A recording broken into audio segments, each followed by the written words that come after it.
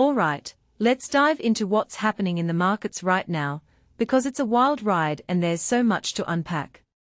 Here's the thing, the S&P 500 just hit a fresh record high, and while futures are barely moving tonight, it's the why behind this rally that's fascinating.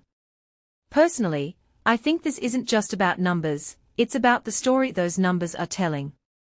What makes this really interesting is that this rally isn't driven by one single factor. It's a mix of earnings surprises, geopolitical whispers, and a dash of AI hype. Let's break it down. First, the earnings. Caterpillar just crushed it, and in my opinion, this isn't just a win for them, it's a signal about the broader AI build-out. What many people don't realize is that companies like Caterpillar are becoming proxy plays for the AI boom. Their blowout quarter isn't just about selling tractors, it's about the infrastructure needed to power the next wave of tech. If you take a step back and think about it, this raises a deeper question. Are we in an AI bubble, or is this the real deal? Alicia Levine from BNY Wealth says no, and I'm inclined to agree, but with a caveat. The ROI is there, but the market's obsession with AI could lead to some overvaluation down the line. Now, let's talk about the geopolitical angle. Treasury Secretary Scott Bessent hinted at a potential US-Iran deal to reopen the Strait of Hormuz. What this really suggests is that markets are pricing in a future with lower oil prices and less geopolitical risk. But here's the thing, oil prices did drop, but not as much as you'd expect.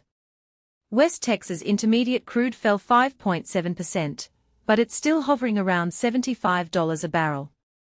From my perspective, this is the market saying, we are cautiously optimistic, but we are not popping the champagne yet. One thing that immediately stands out is the contrast between the US and Asian markets. While the S&P 500 and Dow are hitting records, Asian tech stocks are on fire. SoftBank jumped 10%, and Samsung Electronics gained over 4%. What's driving this? Well, it's not just the AI hype, it's also the ripple effect of Wall Street's rally. But here's where it gets tricky. Asian markets, especially South Korea's semiconductor-heavy KOSPI, have been whipsawing lately. This volatility is a reminder that while the upside is huge, the downside risk is real too. In my opinion, this is the market trying to figure out how much of this rally is sustainable. A detail I find fascinating is the Tesla camera module supply deals. Samsung Electromechanics and LG Innotek surged after reports they'll supply modules for Tesla's Cybercab. What this really suggests is that the EV and autonomous vehicle space is heating up, and these supply chain plays are becoming the new battleground. If you take a step back, this is part of a bigger trend, the convergence of tech, autos, and AI. It's not just about cars anymore, it's about the ecosystem they are building. Finally, let's talk about SpaceX. Their shares tanked 7% after earnings, and what many people don't realize is that this isn't necessarily a bad sign.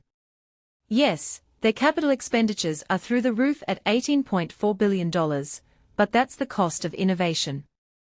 Personally, I think SpaceX is playing the long game, and this dip could be a buying opportunity for those who believe in their vision.